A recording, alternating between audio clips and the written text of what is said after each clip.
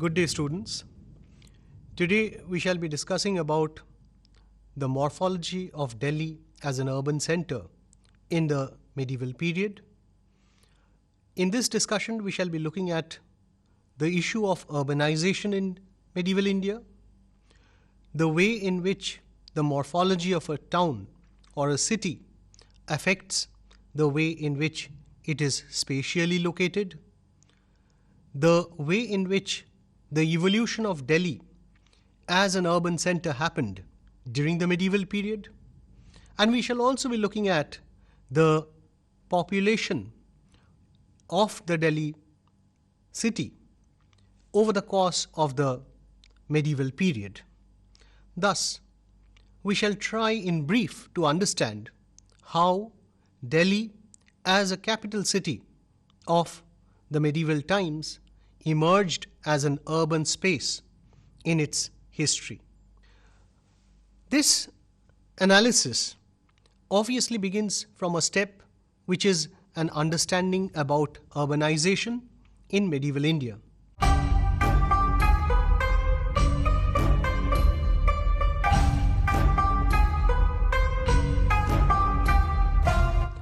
The issue of urbanization in the early medieval times has been debated by scholars from different perspectives. Some, like R.S. Sharma, have argued that there was a phase of deurbanization in early medieval times, whereby different cities in the post-Gupta period began to get diffused and began to ruralize themselves. This has been debated by other scholars. For example, B.D. Chattopadhyay has argued that the early medieval times saw a phase of re-urbanization, or in his words, the phase of third urbanization took place during the early medieval period. With the onset of Turkish rule in India in the 13th century, we find that there was a new phase of urban activity which was initiated, and this urbanization has been seen by historians as something which was a shift from the pre-Delhi Sultanate times. Thus, the way in which the urban character of the Delhi Sultanate was implemented, the way in which Delhi as the capital city of the Delhi Sultanate began to emerge, lets us understand also the mechanisms that were in operation during the Delhi Sultanate. We must understand that there are certain historians, like, for example, Muhammad Habib, who have argued that the phase of the Delhi Sultanate saw a new phase of urban revolution. The concept of the urban revolution has been implemented by Muhammad Habib with a view to pointing out the ways in which the Islamic character of the Indian civilization from the 13th century tried to bring about an inclusiveness in the population of the cities. According to him, the pre-Delhi Sultanate Rajput cities were mainly characterized by a social distribution whereby only the aristocracy was part of the city. The skilled artisans or the workers were not allowed to live within the city. With the coming in of the Islamic rule or the setting up of the Delhi Sultanate from the early 13th century, this changed, and new phases and new segments of society, the urban population began to include not just the aristocracy or the nobles or the religious classes and the royalty, but also the working classes, the artisans and the other segments of population who could live within the bounds of the city. So there was a democratization within the city people that could be found in the early 13th century onwards, and this is what is known as the urban revolution by Muhammad Habib. Now, Delhi Sultanate saw the emergence of Delhi as a seat of power. But this seat of power and Delhi as a new city was something which predated the coming in of the Delhi Sultanate.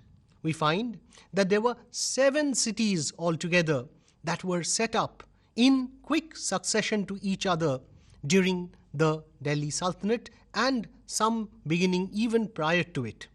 For instance, we find that Delhi was a city of 7 sisters, as it is stated. The Kila Rai Pithora or Lal Kot was one form of new segmentization. The Siri was another place which was created in the 13th century. Tughlaqabad in the early 14th century. Jahanpana in the mid 14th century.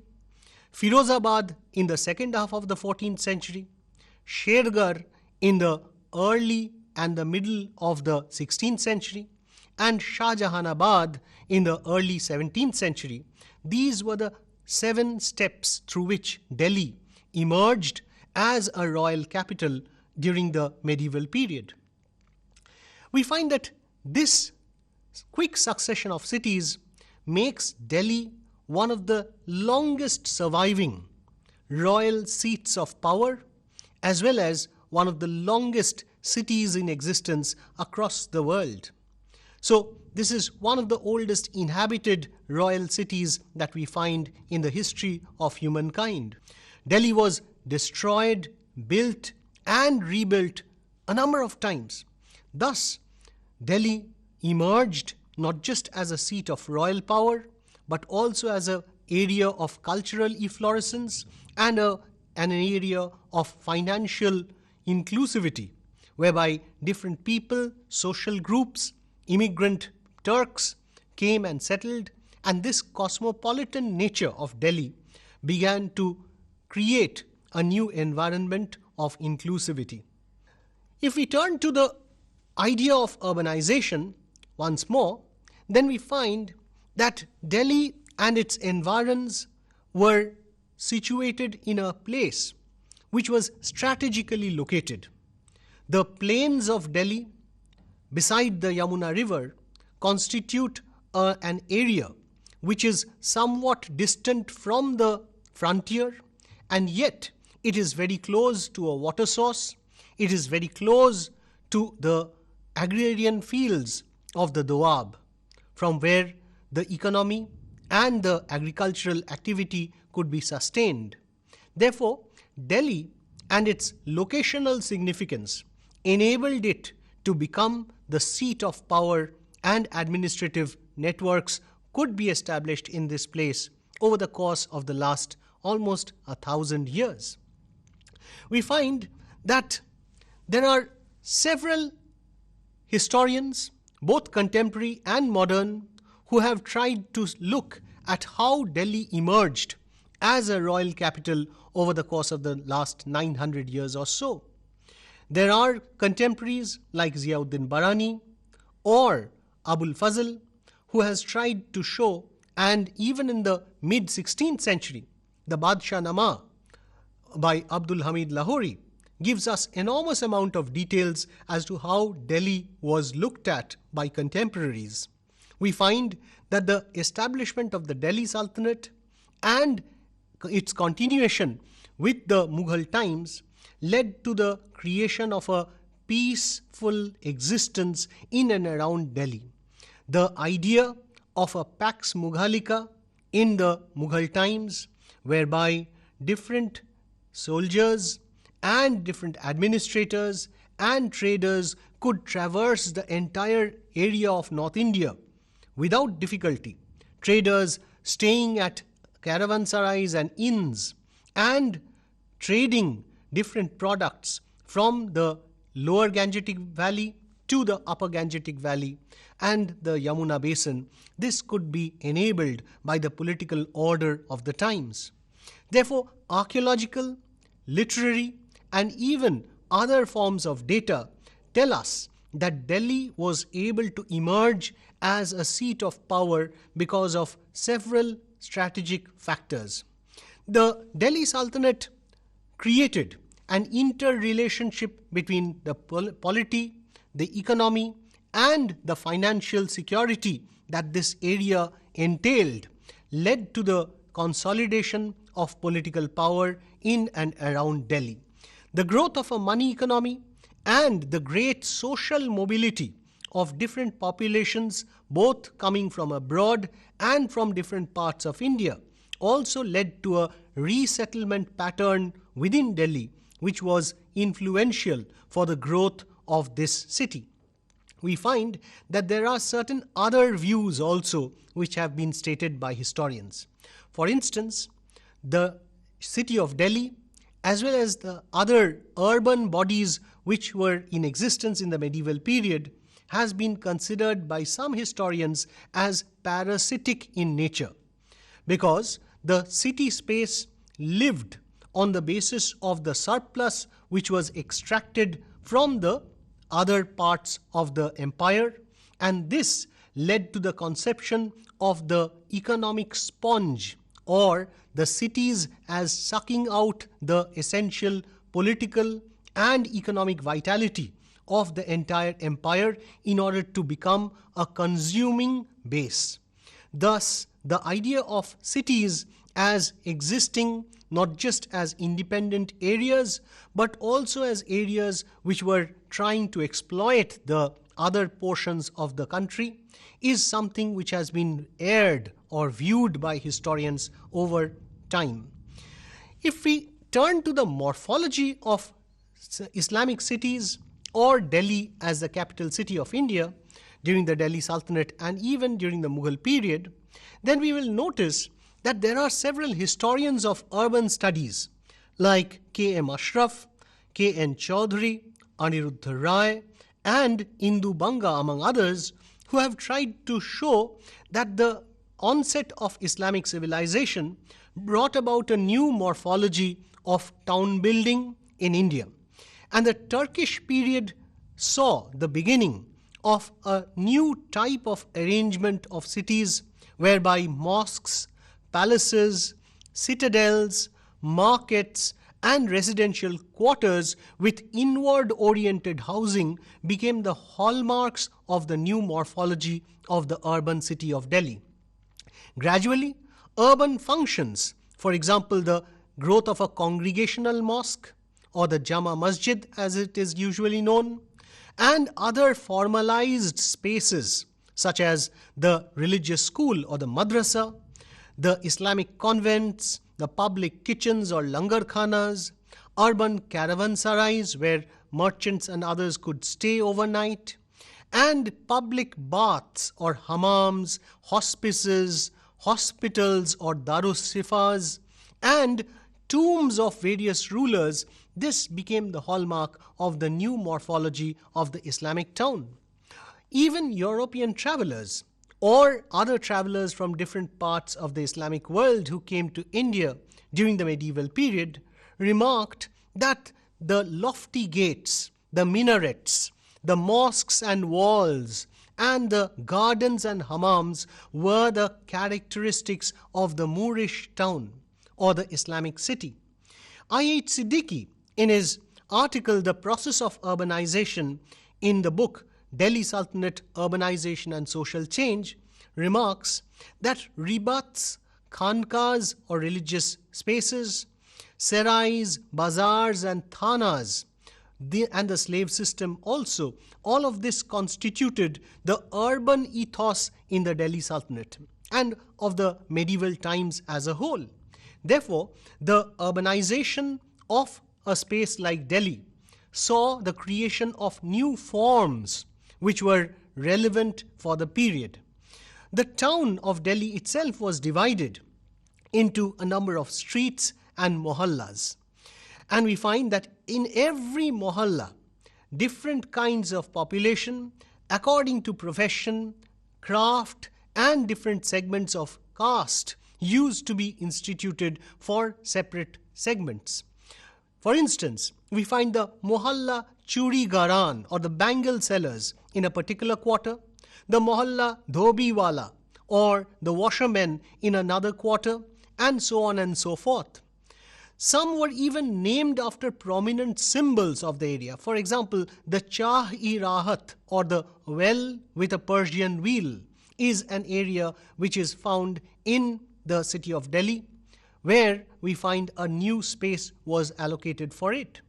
Likewise, each street was famous for its bazaars and mandis, where sale of specific trade products took place.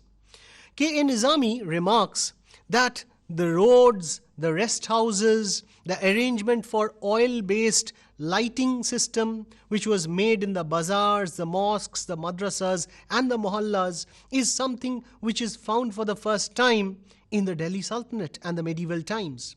So we find that a public orientation of a city was emerging from the Delhi Sultanate period onward.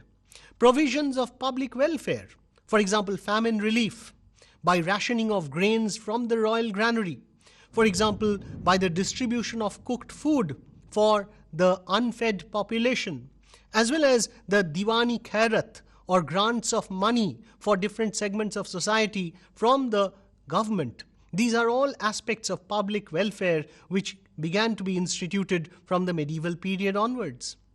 We find that another phase of town planning and town building was the emergence of planned and walled cities. And the morphology of Delhi reveals that several such palaces and walled cities were created during the period. While choosing the site, effort was also made to ensure two aspects. One was defense, and the second was water supply, ensuring water supply to the residents of the area. Therefore, we find that a sort of hierarchy also existed within the city, and as in terms of the housing and the residential quarters which were available.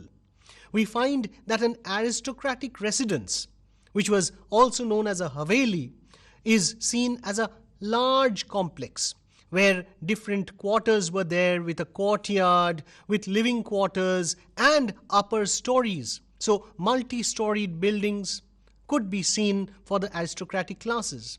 However, for the lower classes, we find that their houses were simply termed as makan, or these were houses which were usually made of thatch or bamboos. So there were a segmentization, a hierarchy of residential quarters within Delhi as well. It is true that the medieval towns lacked provisions for civil and other kinds of institutions of political authority. But yet we find that in every city, including Delhi, there were certain measures which were taken by the royalty to ensure legality, safety, and provisions for the people living in that area. For example, kotwals, darogas, nigahbans or watchmen were instituted for Delhi. We find peyadas or foot soldiers.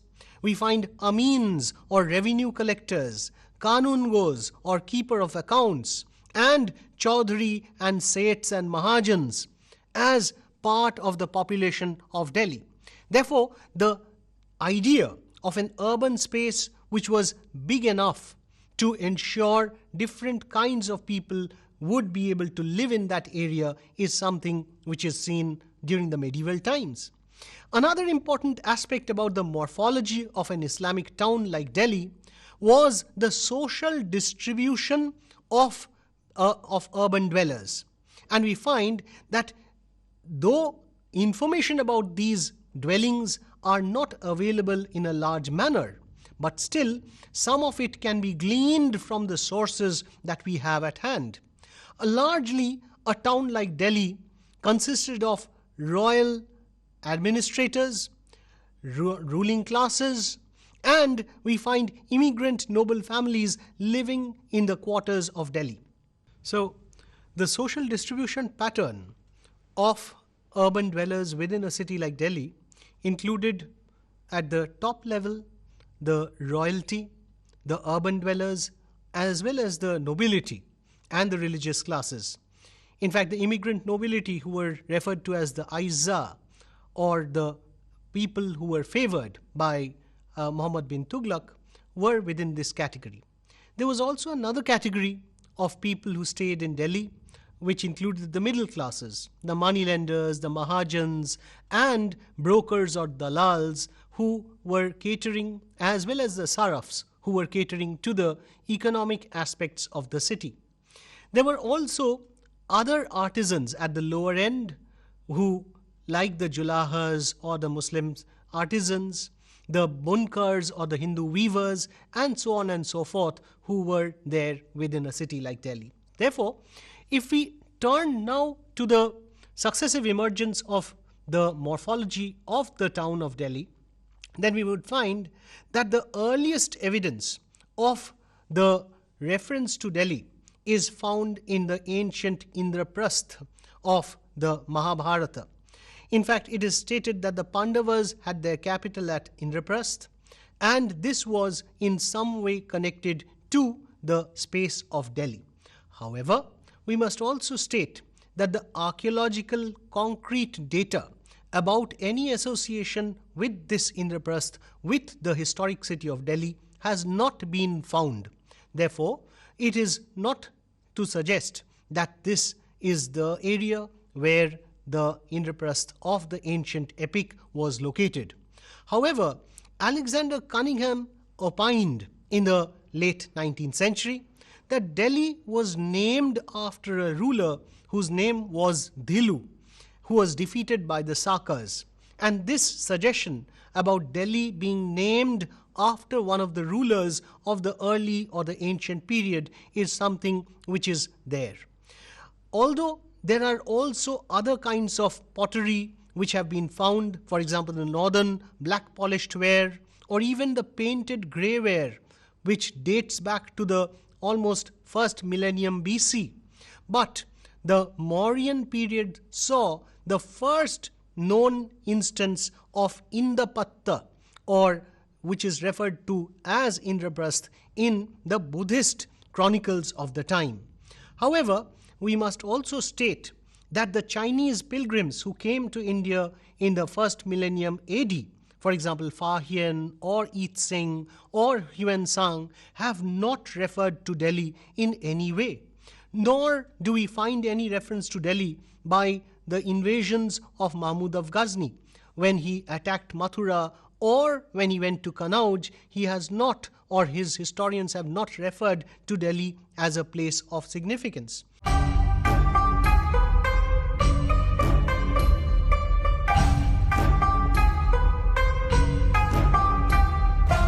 It is important to keep in mind that the first city which is historically based in Delhi is found only in the 10th and the 11th century.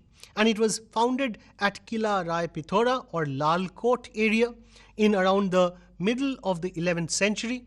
And the Tomar ruler Anangapal Tomar was the person who created this city for the first time. We find that the Mehrauli area in South Delhi is the location where this particular zone of Lal Kot was located. The Kila Rai Pithora was built by Prithviraj Chauhan of the Chauhan dynasty of Rajputs, and we understand that the Tomar rule in Delhi was replaced by Vishala Deva, one of the ancestors of Prithviraj Chauhan, in the middle of the 12th century. Prithviraj Chauhan's association with Delhi and his defeat at the hands of Muhammad Ghori in 1192 is something which needs to be kept in mind for understanding the morphology of the city of Delhi as well. The ruins of this Kila Rai Pithora and Lal Kot area can be seen in South Delhi, in Vasant Kunj, Kishangarh, Mehrauli and other places. The setting up of the Delhi Sultanate in the early 13th century led to the creation of the second city of Delhi. In fact, we find that although Qutbuddin Aibak had ruled from Lahore, it was his successor, Iltutmish, who began to rule from Delhi itself. And we find that Iltutmish was instrumental in creating Delhi as a seat of power. We find that he set up the Hauz-e-Shamsi, which became not just a political nerve center, but also a cultural center during his time. Delhi also emerged as a city where immigrant nobilities began to settle down. Therefore, the Turkish nobility began to gather together in Delhi from the early 13th century onward. We also find that the middle of the 13th century and later on in the second half of the 13th century saw the creation of a palace at Kilughari by the successor of Balban, whose name was Kaikobad. In around 1286-87, he built this particular palace on the banks of the Yamuna in Delhi. So this was the situation which was evolving in Delhi during the 13th century. The Khalji revolution in 1290 brought about a change in political power. A new dynasty came in, and we also find that the coming in of the Khaljis led to the creation of the second important city, which is known as Siri.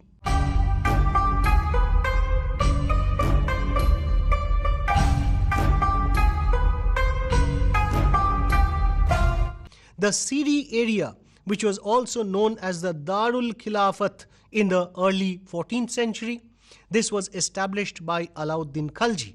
Between 1297 and 1307, he built Siri, and this can be identified with the Shahpur area of Delhi in present times. Amir Khusru refers to Delhi and Siri as a new fortress, as a Turkish fortress which was built after the Seljuk fashion. And this architecturally, the Indo-Islamic architecture came into Delhi from the 13th and the early 14th century onwards.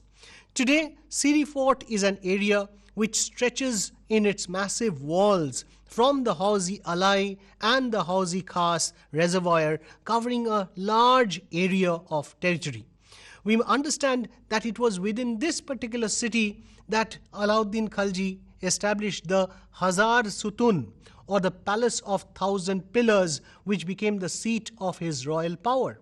And it was here that the court was also established. Therefore, the Delhi Sultanate had emerged and consolidated Delhi as a space of royal authority.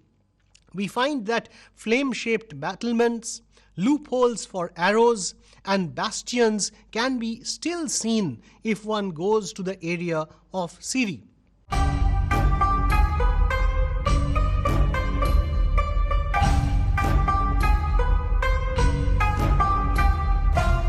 The third important city of Delhi was Tughlaqabad, and this was established by the first ruler of the Tughlaq dynasty, Ghiyasuddin Tughlaq, and this is seen in the Qutub and the Badarpur area of Delhi in present times. Tughlaqabad still has impressive, enormous stone defenses that encircle the territory of South Delhi. The half hexagon shaped fort, which still exists in its ruins, is the third important city of Delhi, and Ghiyasuddin Tughlaq also tried to take initiatives for establishing irrigation canals which would bring water from the Yamuna, and it would feed the population of Delhi.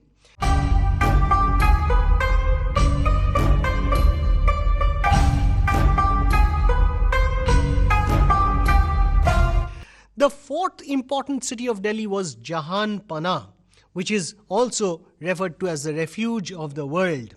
And this was built by Muhammad bin Tughlaq, and in the middle of the 14th century, we find that this was the fourth city which tried to link the suburbs of the growing city of Delhi into its own fold through the construction of new city walls. The Kila Rai Pithora, the Siri area, and the Adilabad area all were enclosed within this Jahan Panah, which was built by Muhammad bin Tughlaq. Recent historians have tried to show that the construction of Tughlaqabad, and especially Jahan Panah into its own fold, tried to create a new administrative and military center for the Delhi Sultanate. As we all know, Muhammad bin Tughlaq also established Daulatabad as the second city of the empire. And Delhi, with its fledgling population, with its new administrative framework, became the seat of royal power, from where Muhammad bin Tughlaq tried to expand into several other parts of Central Asia as well. The Khorasan and the Karachil invasions were planned with a view to making Delhi as the city of importance.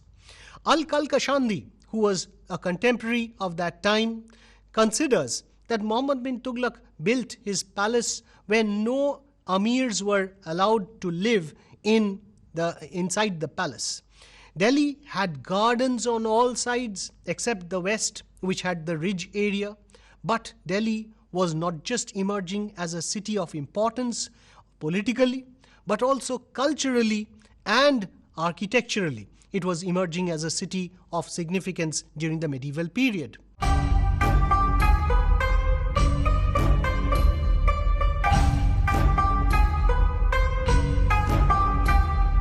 The fifth city was Firuzabad, which was established by Firuz Shah Tughlaq in the second half of the 14th century. And Firuzabad was a particular city which was planned by Firuz Shah Tughlaq in his architectural wonders that he tried to create. Firuz Shah had a separate department for the construction and reconstruction and repair of buildings. And this was headed by Malik Ghazi Shuhna, who was the main architect of the times, and he was assisted by Abdul Haq. So all these plans for new cities were submitted to the new department. They were sanctioned and built on the orders of the king.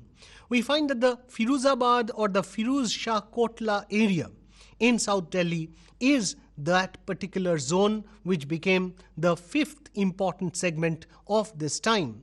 Ferishta credits Firuz Shah Tughlaq for building several dams, reservoirs, gardens and cities within the empire, including Jaunpur, Firuzabad, Fatehabad, Hisar Firuza, and so on and so forth.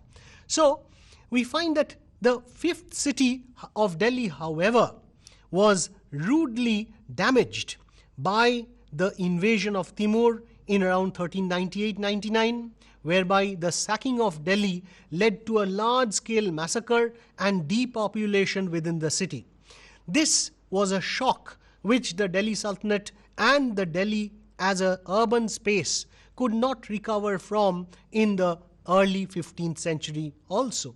So we find that Khizr Khan and Mubarak Shah of the Sayyid dynasty, despite their attempts to build new cities within Delhi, these could not succeed because of the political instability and the financial insecurity of the times.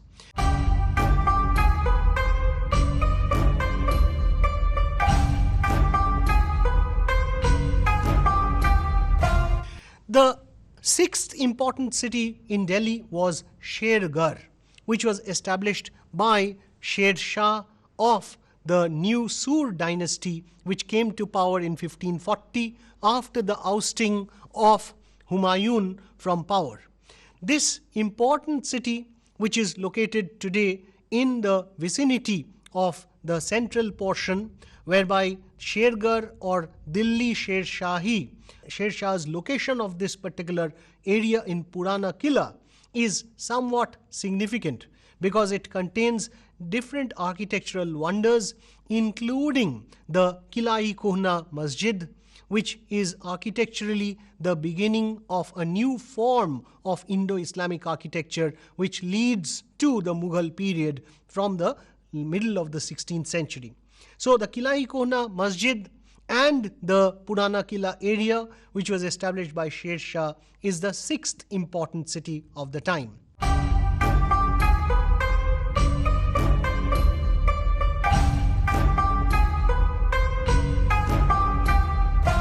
Shahjahanabad, or the place which was established by Shah Jahan, is the seventh and the most significant city which was built by the Mughal emperor. The references that we find about this particular area, which was built around the middle of the 17th century, from different contemporary sources like the Badshah Nama of Abdul Hamid Lahori considers that this was a place which was considered as an alternative from Agra. As we know, Akbar used to stay at Agra and different other places also, but Delhi was never the seat of power that Akbar ruled from. The fort at Agra was falling short of space, and therefore a new seat of power had to be obtained. And that is why we find that in the north of Delhi, beside the Yamuna River, a new fort, which is known as the Qila-e Mubarak, and the new city, or Shah Jahanabad, was built. Ghairat Khan, the Subadar of Delhi, and later Subadars like Alawardi Khan and Makramat Khan were instrumental in constructing this new city over a period of around 9 years, from around 1641, and it was completed in around 1648. Thus we find that a massive stone wall, almost 27 feet high, 12 feet thick, and 3.8 miles wide, was constructed, and this became the seat of power for the Mughals in the 17th century. So cities like Delhi, which emerged as the center of political and cultural power, was significant even for contemporaries. Therefore, we find that Minhajus Siraj in the 13th century remarked that the city of Delhi became the most important among the Islamic world. Isami also remarked, in that happy city, the people from all quarters of the globe, a cosmopolitan atmosphere grew up, and they gathered like moths around a burning candle. So the emergence of the city space at Delhi was likened to a candlelight by Isami. And there were others also who expressed similar opinions, including Ibn Battuta. If we now move on to the population of Delhi briefly, then we would find that there are widely different suggestions which have been made by contemporaries regarding the population that lived in this particular area. Around the time of the 17th century, when Shah Jahan was building his particular city at Shah Jahanabad, we find that there are some opinions by Francois Bernier, who visited the city in around the second half of the 17th century, who states that it was almost of the same size as Paris, with a population of about 5 lakhs. We find another contemporary French traveler like Jean de Thévenot, who considered that around 4 lakh was a population of this particular city. Stephen P. Blake, a recent historian who has written on Shah Jahanabad, considers that 4 lakh is almost a correct figure for the population of the city. Although there are widely other varying numbers which have been suggested. For example, Sayyid Ghulam Hussain Khan, in his Sair Mutakharin in the 18th century, considers that an inflated number of almost 20 lakhs lived in Delhi, but this is considered to be exaggerated. Therefore, in conclusion, we can say that Delhi, with its wide cosmopolitan atmosphere, a variety of people, a variety of spaces, was located, and it became the seat of power and authority over the course of almost 5 to 6 centuries, and even later on, under the British, it remained, and now as the capital of independent India, it also retains its glory as the capital city of the empire. We must understand that this symbol of power and authority and prestige that the city of Delhi holds is significant for understanding the morphology of the city. It also emerged as a center of consumption, of marketing and manufacturing in the medieval period.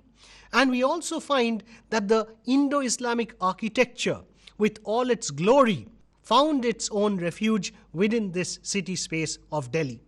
Jawaharlal Nehru once remarked that Delhi was the graveyard of many empires, but it was he who remarked that it was also the nursery of a new republic.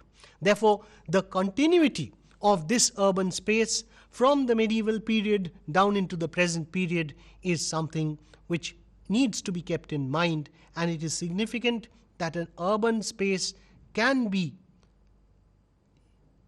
seen to have emerged over the course of around 9 centuries and is still living in its tradition in the present context.